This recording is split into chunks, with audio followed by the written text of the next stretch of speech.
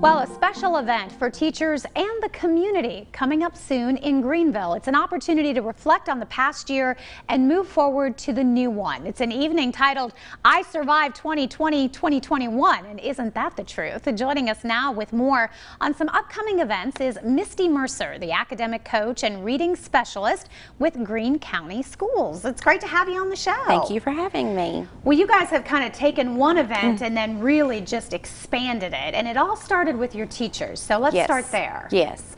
Every year at the beginning of the year, we like to have a big opening in service. Most school districts do that.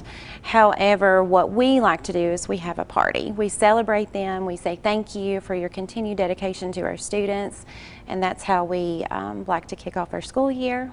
And it led right into another event that we're having coming up for the community. So all starting with your teachers, and I love that. You were telling me earlier to support them after the year that they just had and to start something new. And then that evening, you're bringing in a special speaker that really can connect to the whole community. Absolutely. She will be at our teacher in service in the morning, and then we found out when we were doing the planning for the morning event that she had a new book that came out in April, and it's called Addiction Inoculation, and it's raising healthy kids in a culture of dependence.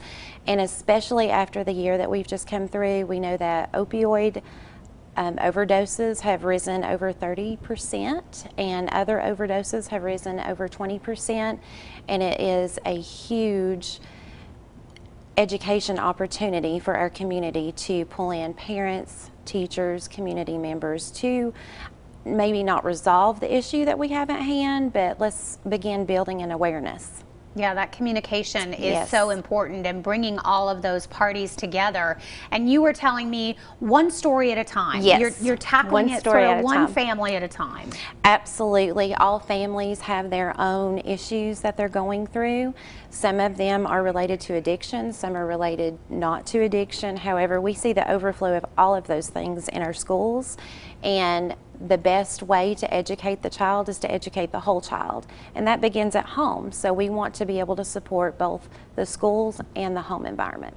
Well, and I think that's so true, because you can't have one without the other. Absolutely. If a child's home life is suffering because of addiction within the family, the last thing they're going to be able to do is concentrate on third grade writing. Absolutely. And what we found, and I have two children of my own, and as a mother, through my research, I have found that children do not experience their first drink of alcohol or exposure to pills or anything in high school like I had previously thought.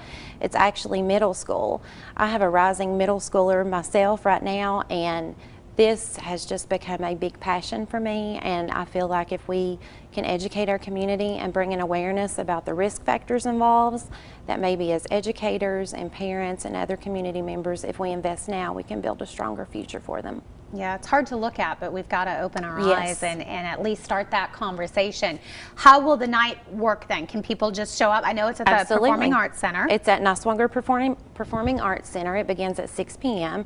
It's 100% free to anyone who wants to attend, and families that attend, we have local food banks that'll be there to hand out food boxes. We also have a regional overdose prevention specialist with Narcan available.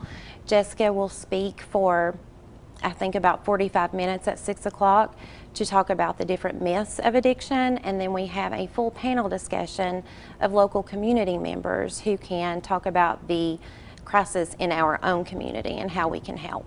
I love that you guys have put this together and taken it from this all the way to this. It's going to be a wonderful, very powerful evening. That's what we hope. We'll give everybody the information. As you said, this is in conjunction with their teacher in service event, but this happening for the entire public on August the 2nd at Niswonger Performing Arts Center.